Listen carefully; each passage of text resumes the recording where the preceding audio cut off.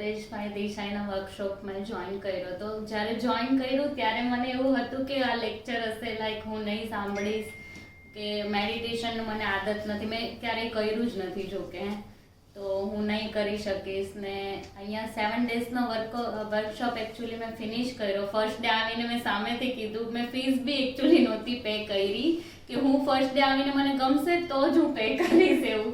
તો એ pack first day complete થયું અને મને એકદમ જ એમ બહુ એમ શાંતિ જેવું ફીલ થયું, એટલે મેં સામેથી ફીસ પે કરી અને 7 ડેનો વર્કશોપ ટોટલી કમ્પ્લીટ બી કર્યો છે. મને ટાઈમ નથી હોવા છતાં હું ટાઈમ પર આવી જાઉં છું એક્ઝેક્ટલી, અને બહુ શાંતિ ફીલ થાય છે. જે મોબાઈલની બહુ એડિટેશન હતી એ ઓછી થઈ છે, અને થોડુંક ડિપ્રેશન બી હતું એ પણ બહુ જ ફરક પડ્યો છે. પછી ચીડચીડો સ્વભાવ હતો એ પણ બહુ જ લાઇકલી થોડુંક એમ ડિફરન્ટ લાગે છે મારા, અને આજુબાજુમાં બી બહુ ડિફરન્ટ લાગે છે કે હું કોઈને કઈ રીતે જજ કરું, કોઈને કઈ રીતે વાત કરું, બધી જ વસ્તુમાં. લાઈક હું ડિઝાઇનર છું તો મારી આસપાસ બધા લેબર્સ હોય એની જોડે બી હું બહુ અત્યારે પ્રેમથી બધી વાત કરું છું. પહેલાં એવું હતું કે લો કરી દો, ફટાફટ કામ પૂરું કરો, ત્યાં સુધી નહીં જવા દો. અત્યારે હું સમજું છું એ બધાને કે હું કઈ રીતે એને હેન્ડલ કરું, કે એ પણ માણસ છે, એના પણ ફિલિંગ છે બધું એમ.